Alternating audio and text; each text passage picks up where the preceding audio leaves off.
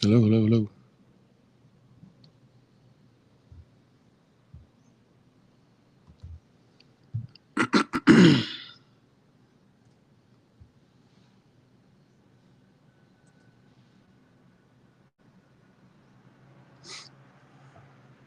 Welcome back. Hope you guys have been well. Going to get into some things a little different today. Normally, we talk about our group travel calendar. That is obviously still going on. Everything right now you can go see you got a little bit of time. Believe it or not, we're actually leaving on the 16th to go to Bahamas, and that is available. And every month of 2025, there's a unique trip that you guys can go on with us. We finished up Medellin in December 4th through the 8th yesterday. And we will be starting again our 2025 calendar. So don't you guys worry. But I do want to give you guys some relatively important information about your passport. The reason I say that is because so many people message me about moving abroad or even just traveling in general. And I find that most people don't actually know how their passport works. So, giving you guys the opportunity to ask questions as well as not only ask questions but get there's no class for passports. I think I may be reconnecting on here, so bear with me. All right, so that went away. Um, but there's no class on how your password works. You know, you've got to rely on experience. You have to rely on people that utilize their passport, maybe more than you, to come back with that information. So, having a resource to give you guys some breakdowns on how can you use your passport effectively, it's important. You know, I'm starting to get more and more people looking to move abroad, and there are, depending on where you go, there are a bunch of different kinds of visas to be able to get. But most of you aren't in a position to have never left America, never gone to the place that you're looking to move, and thinking that, oh, I need a visa to go there. So, first things first, you guys need to start doing a lot more research in regards to when you go as far as your passport. You know, one, have this conversation, like go to conversations that are like this, but two, have an understanding what your US passport and any passport, it's not just a US passport, but all of the passports that are around the world have limitations, has certain entries that are favorable to you depending on what passport you hold. And the American passport is one that a lot of the places that people are looking to go, Mexico, Colombia, they don't require you to go get a visa to have a certain amount of time. So we're going to get into those things. We're going to get into some travel things that'll help you with your passport, with immigration, because I know that can be a hassle. You know, not everybody can get global entry or TSA pre-check. You know, you can pay for clear, but that is domestic thing. What do you do from an immigration perspective if you can't or do not currently have TSA pre-check or clear or global entry? So thinking about those things, you know, we have to take a look at what can we do. So first things first, I want to talk about when we talk about knowing your American passport, like the limitations and everything else. So most of you guys know that you got a passport and it has an expiration date. Cool. You guys might hear some. It's maybe about to rain out here. I think I just saw some lightning, but you guys know that your passport has an expiration date. But your passport expiration isn't like a driver's license. So you can go on the exact last day of your pass for your driver's license and go to the DMV and get that renewed. You can drive all the way up until the last day. The moment that you're past that day, now you're in the red. But your passport doesn't work like that. You and in most countries, they actually won't let you in if you only have 6 months left on your passport. Some countries may go as far as 3 months. It will definitely depend on where you're going, but knowing that before you decide to book a trip, and we'll get into like alternatives if you happen to book a trip and your passport only has 6 months on there now that you are in a position, what you can do. But I tell people like, they're like, oh, I want to go to so and so. Well, how many months do you have on your passport?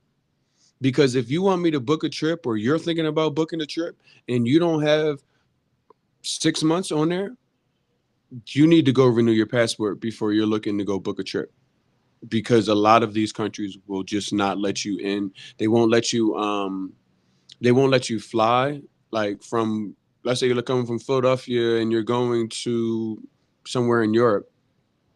They're not going to let you fly. So you have to honestly consider, one, when knowing your passport, when it actually expires. It does not expire on the day that it says that it expires. It expires well before that, and depends on where you're going, maybe even several months before that. So make certain that you guys are taking a look at your expiration date, considering where it is that you're going.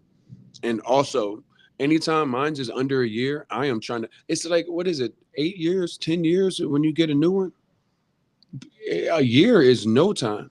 I'm a person that I can't be without my passport. I travel too often. I get too many opportunities where it's like, hey, I'm not going anywhere this week, and then I get a call, and then next week that is where I'm going, somewhere that was not on my radar.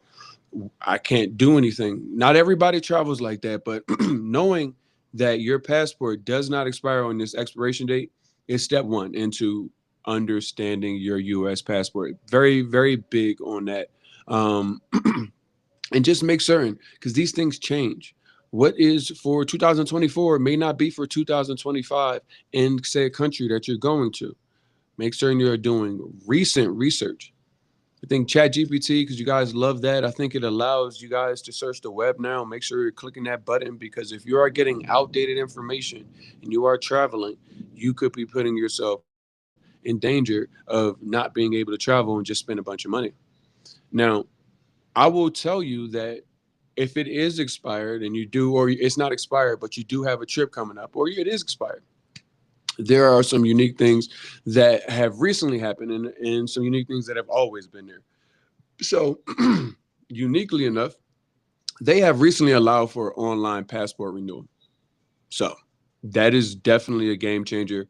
I was a person that during the pandemic was when my passport expired, and I was still having people traveling and different things, and I was traveling, and it was I had to figure out how to get my passport renewed and without getting putting it in the mail, because at that point I think it was 12 to 15 weeks maybe once you put it in the mail. I could not live under that. So you guys are in a good position now, because you do have the ability to go get your passport online. When you get your passport online, looks like you guys will go to the My Travel Gov portal, set up your account. From a processing time, it can take anywhere from 4 to 6 weeks. They do not have expedited service currently on online renewals. What I will tell you is that they do have expedited service with mail-in.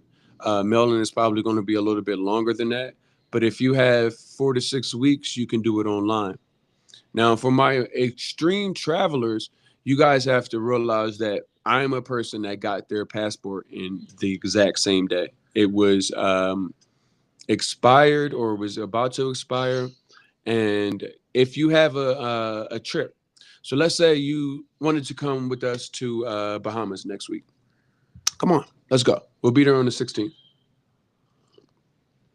But then you go and look at your passport, and it's like 6 months. I got 6 months left, or I have 4 months left. Well, this is what you can do. There's a video that we have somewhere on the internet about this process, but this is something you can do. Now, this is not guaranteeing that you're going to get your passport in the same day. Ideally, that is a scenario. I've had clients come with us and had to utilize this process, and they got their passport. They went on Monday and got their passport on Friday. But that is way better than 6 weeks. I say that is because the process is not crazy. It's just you need to have your patience, because you need to call. You're going to call the passport office, and you're going to possibly get a busy. At least when I called, I got a busy. And every time I called, I got a busy for about 5 times. And then on the sixth time, it started ringing. That's good. So that's the first thing. But then it kept ringing. And then they said, hey, somebody will be with you. And then I waited about 15 to 20 minutes on hold for me to be able to get somebody. However, when I got that person on the phone, I was able to tell them, hey, I have a, uh, a flight that is leaving the United States going to Cartagena, and it is in 10 days. They said, okay, this is where the appointments were. At that time, I was living in Atlanta. And I bring that up because some clients have had to go to a different passport office in a different city. The person that got theirs Monday, started Monday and got theirs Friday, they were in Philadelphia and they had to go to Miami, but they also live in both Philadelphia and Miami, so it worked out for them. I had another buddy, shout out to AI. He had to go to New Orleans, but he loves New Orleans just like I do, and he was living in Atlanta, so it wasn't that difficult. The ideal situation is that you get you go to the passport office and they have an appointment in your city, but you do need flexibility unless you just don't want to go to your appointment. But with those, you can get your passport in the same day. Like literally, I got there at 8 a.m. and I picked my brand new passport up at 2 p.m. from the exact same place. Now, that's not a strategy that I would implore for you to go run all of the time. I would say get your passport well in advance, especially if you don't travel often. But even a 4 to 6 week online renewal process with, if you start with a year, then that's plenty of time unless they're trying to tell you that you need to give your passport. But I'm a person that just can't give my passport up. That would just cripple everything that it is that I do. Not everybody travels that way, but one of the biggest things is plan when considering your passport because that is a document that you are 100% going to need when you go abroad. And so many people are just like, it's not your fault because nobody gives you explicit information on how this actually works. You just get one and just hand it to the guy, and they're like, "Yeah." But I wanted to make certain that you guys know this because we're going to get into some of these countries, man. Some of these countries are really important when it comes to knowing how long your United States passport gives you with no paperwork outside of your passport. You guys are calling me and saying, RJ, how do I go? Um, what visa should I get from Medellin? And I'm like, well, have you been here? Like, nah. So why? So a visa and getting a visa that is some sort of a short-term visa that is maybe, I think the nomad visa is up to 2 years here. A long-term visa like a residency. It's like I would say a shorter term visa like nomad is not necessarily a marriage, but maybe it's like a proposal to get married. Because what happens is you might use a nomad visa and say, I'm gonna stay here for 2 years and then I'm gonna go somewhere else. But what also might happen is you might come to a place like Colombia, stay here for 2 years and say, I don't want to leave. But you don't know any of this without actually having lived here. So the thought process of let me go from the United States and then from there to what visa do I need and actually haven't touched the city, haven't seen the different neighborhoods, somebody telling you that is a good, wise decision isn't giving you the best because you can kind of date around. You can date around when it comes to these different countries. So Mexico. Mexico gives you visa entry, free entry for stays up to 180 days for tourism. Canada, visa free for 180 days as well. That stamp when you guys come to Colombia, that gives you 90 days. You get 180 days in the calendar year. Now let me tell you about that because that gets a little tricky if you are looking to stay long term versus like in and out. So if you came here January 1st and you stayed 180 consecutive days, then you would need to leave and you could not come back until next year. However, if you came and you stayed for 15 days and then you left, and then you came back 3 months from now and then you stayed for 20 days, You are all within that stamp, which gives you 90 days at one time, as well as in your whole entire year of you need to have 180 days or less in Colombia. And that is how many of these countries are with no extra paperwork.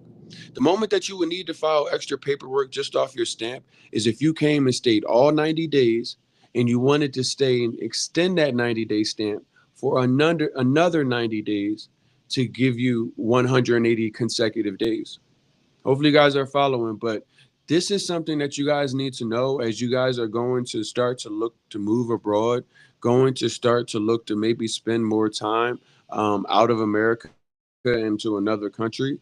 What it is that it gives you before you go spending money with immigration lawyers and everything else. Like, date this place before you actually go and commit. Um, Let's take a look at some other places. Looks like, and these things change. So if you guys, and that's what I'm saying, do your own research. But just to give you some understanding from a high level, um, and this is looks like it's based off of your passport stamp. So Argentina is going to be 90 days. Belize is going to be 30. Brazil is going to be 90. Chile is going to be 90. I mentioned Colombia being 90. Peru is a 183 days. Based off of these numbers, I'm assuming that this is going to be for one stamp. So you have to look in to see, does one stamp give you, if it's 30 days, then do you get another stamp? Do you get 60 total days in a year? Like, what does that look like? It varies by country. So make certain you guys are doing explicit research on where it is that you guys are going. Bahamas, this one's a little bit longer. It says Bahamas is visa free for up to 8 months. Barbados is 6 months. Let's take a look at some of these other places. Philippines is 30. South Korea is 90. Thailand is a popular place. Looks like that's going to be 30 days. South Africa is in 90 days. So it varies. As you can see, it varies where it is that you guys are going to go. But knowing these things is going to help you, one, with your expiration and how much time you have left. Two, understanding how long you can stay. I know so many expats that live out here in Medellin, and we're like, when we're not on a visa where we can stay longer term than our stamp, we keep a track of how many days we have been in country because we have to. We don't want to go and we go to leave and they're like, yeah, you stay 20 extra days, so you need to pay to leave. That can happen. And that's not Colombia, that is anywhere. If you stay longer than what your visa allowed, you can be fined for that. And the fine is not in black and white. I don't even think anywhere is like, oh, well, if you do this, then this is how much it is per day. A lot of things are up for discretion. And discretion means who is in front of you and how they are feeling that day. You do not want to be at the other side of discretion. So consider these things both when traveling, both when moving abroad. When it comes to your passport, what it is that you can do to kind of make sense of how you're going to maneuver around the world. Always do it with intention. And that leads us into the other thing, because some of you guys really go and get a lot of passport stamps. Good for you. But did you know that if you don't have any more passport stamps in your passport, that you could be denied entry into a country? Once again, based on the discretion of who is in front of you. How can you make actual decisions? What are some issues that come with renewal? Um, a lot of this people times, if you somebody asks about what are some issues that come with renewal, and that is really it comes down to times. When do you really need your passport? If you don't really travel much and you can just send it away for 8 weeks, 15 weeks, and don't need it until the end of next year, then you're good to go. But if you need it and you don't know that, okay, well, what if you need it in more than 6 weeks? And the fastest way, outside of the one I just told you, the online passport renewal, well, that's your fastest way. Well, can you go on your trip? So those things come up all of the time because people that don't travel, they literally get their passport, they bring it out at the airport, and then literally when they go home, they just put it in some drawer that they're like, I'm not going anywhere and not needing that anymore. So They just forget about it. So they forget when the last time they may have used it. If you guys aren't traveling even once a year, never mind all of multiple times out of the country a year, you could forget about these things. And then you look up and you're like, oh, I need to go to my cousin's wedding, but I have no time to get this done. And then you need the alternative, which is, how can I get my passport in the same day if I can prove that I have a flight leaving in a couple of days? And am I willing to travel outside of my city in order to be able to get that passport? Because if I don't, I'm not going on a trip. So those things definitely come up. I deal with the conversations. They're not fun to have, but I have an alternative. I literally had my homie. She literally was going to cancel her trip to Cartagena because her passport, and she was the one that lives in Philly and Miami, and was like, I'll go to Miami and get it. And she went and got it and was able to pick it up in 4 days, I think it was. It's not the same day, but it's not 4 weeks. And she literally was leaving in like 2 weeks. So there was no way she could just send it off to anywhere and then it be back. So, what we were talking about before that question came up was not knowing that if you run out of passports pages, that is also a problem for your passport. Go you, Carmen San Diego, but you're going to need to make certain that you have enough passport stamps, passport pages, because if you run out, they don't have anywhere to because they need to be able to visually see it. Whenever you go look at your passport stamps and look at them, they're not like all crammed on top of each other, because somebody goes in there and they write their signature there. They may write some other, thing that gives you. So your passport pages are almost as important as keeping up with your expiration date. Now, if you barely travel, you're not going to run out of passport pages. They've got plenty of them for you. But people like myself and people that even travel way more than I do, you got to keep up on that. So once again, there's no class for this. There's no, my parents didn't teach me this. You don't go to college and it's like how to be a world traveler. There's none of that stuff. Somebody either has to tell you, you either have to learn a hard lesson. Somebody got to tell you. So hopefully we're getting the somebody's telling me versus I'm learning a hard lesson today, because the lessons are definitely difficult. Now, what I will tell you is this: I know how it is. I know how it is, y'all. I know how it is to not have TSA pre-check. I know how it is to not have clear. I know how it is to not have global entry. May have been left by somebody that was in your party and was like, I'm not waiting in that line. I will see you at the gate. Cool. I get it. I understand that. I understand. Now, this is for immigration, immigration only. And we're going to talk about some of the airports because it's not at every airport. Now, it's just kind of like you guys, because I don't want to tell everybody because I still need to use it sometimes. So, but you guys are going to see it. So if you see it, you're in the privileged few. If you don't know, there is obviously TSA pre-check. There's obviously global entry. Everybody's familiar with those things. But depending on what airports you go to, there's actually an app called Mobile Passport Control. And what that allows you to do is, you know how you go and when you actually get in front of the immigration person, they are asking you certain questions. Do you have this? Do you have this? Yeah, yeah. So with this, it allows you to answer those questions, scan your face and all of that stuff prior to even getting to an immigration agent. Now, this, especially for my people that go through Fort Lauderdale, I have actually stopped going through Fort Lauderdale's international because it's ass backwards. They make you go through immigration in the they make you wait for your bag and then go through immigration. Mobile passport control. App is called Mobile Passport Control. But especially with Fort Lauderdale. But this is, and we'll get into in a minute what other airports is that. But literally, it has its own line. So, in a situation with Fort Lauderdale Airport, I've been in, waited for my bag. That's 30, 40 minutes, whatever the case is. Line is just extremely long. Like, it's extremely long. But I have mobile passport control. So I still have to wait in a little bit of line. But when you get into the big line where you're now getting into the line of agents, there's a little NPC line.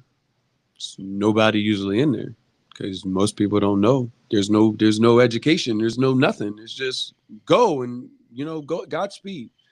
Nobody comes back and gives you a little heads up that you might be wasting hours of your life in a daggone line for nothing. You guys know how to download an app. You guys know how to insert your information. Mobile password control will do this process for you and will cut a lot of time off. A lot of time off. Like, I would say the last time I had to use it in Fort Lauderdale's airport, I probably saved at least an hour and a half in a line. My entire experience after I got my bag was maybe 15 minutes versus close to 2 hours. So I'll give you guys some of the airports that do allow for this. You obviously need to go for your you need to go and check for your own self, because I'm not going to name all of them. There are a lot of them, but I'll name some big ones. Atlanta Airport, definitely want to make sure that is. Fort Lauderdale Airport, talked about them. BWI is definitely one. I see Charlotte's Airport. I see Chicago O'Hare. DFW is also one. Miami is definitely one. Shout out to the folks in Philadelphia. That is one for certain. Where we're looking at. So there's Puerto Rico is one. Dulles is another. See what other ones you might be interested in. Orlando, definitely, and JFK and Newark. So there are a number of them, and there's a larger list of them that I'm looking at. But those are kind of the hot ones that I see that I know a lot of people. And this is for when you are on your way back into the United States, coming into this airport. You can utilize it. Mobile passport control, NPC. Make sure you guys know where y'all got that from, because you're going to remember, and you're going to see how much time you are actually saving it, not being in that line, and be like, oh my God, I would have been here for an extra hour just wasting my life away. So making sure you guys know that is big priorities on my list.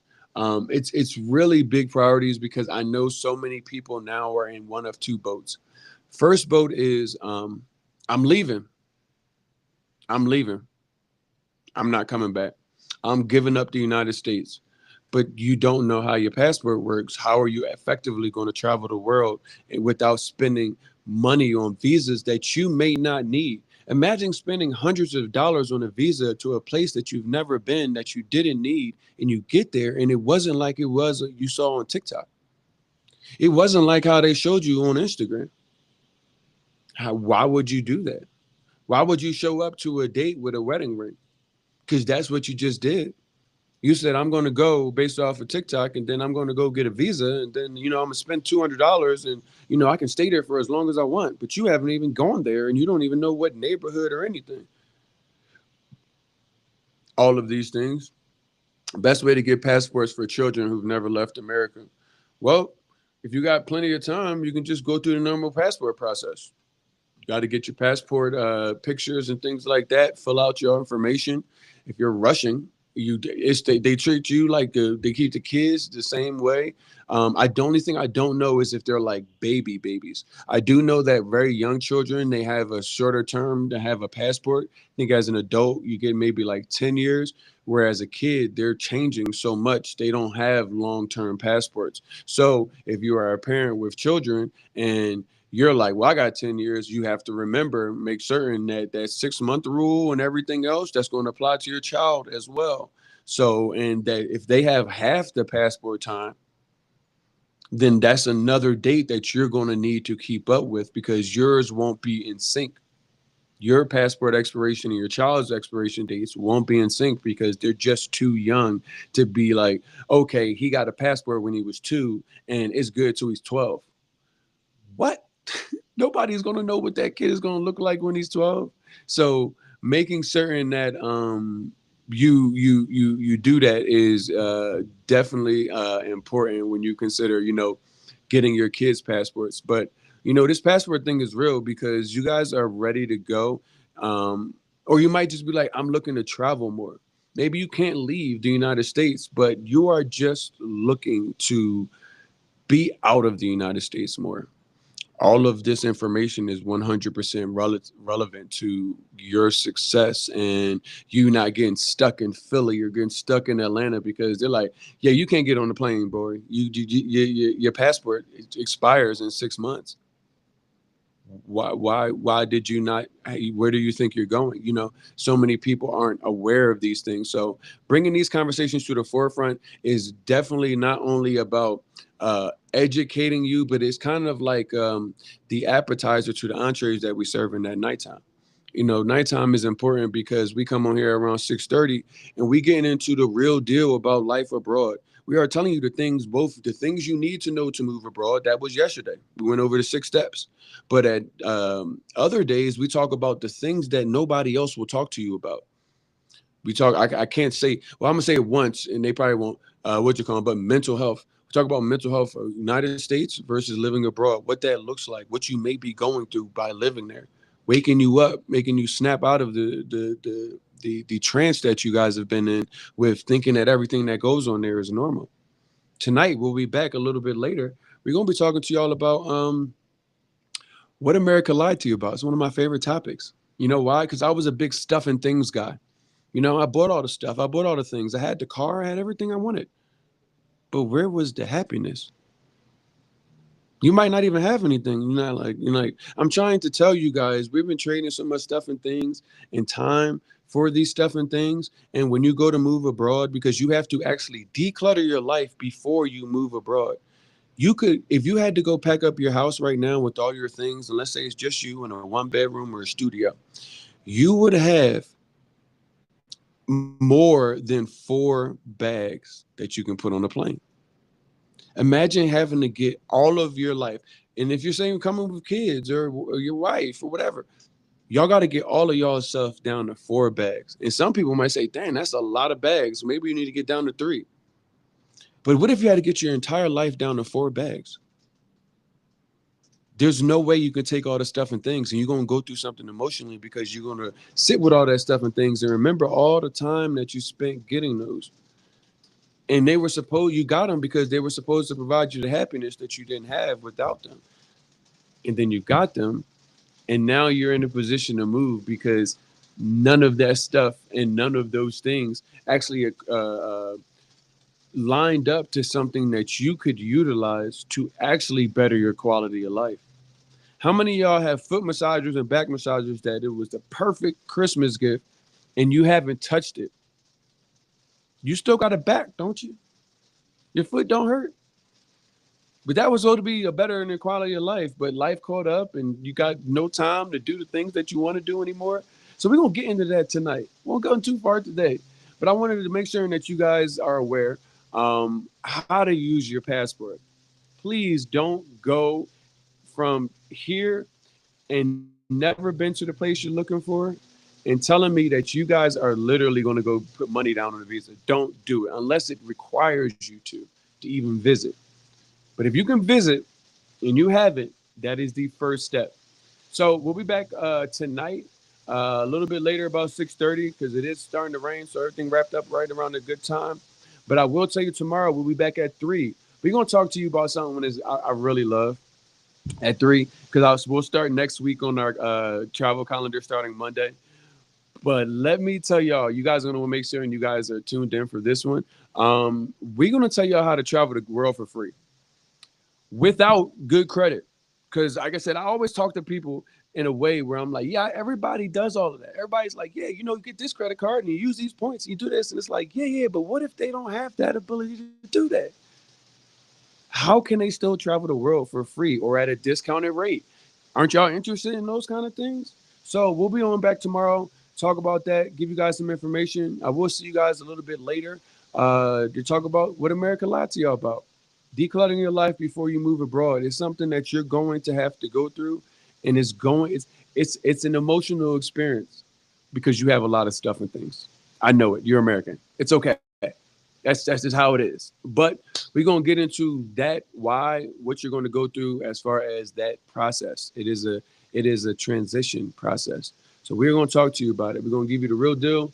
We're going to give it at least to you from what it is that we went through, and so many of my friends that I've talked to have gone through as well. I appreciate you guys as always. I'll see you in a couple hours. Talk to y'all soon.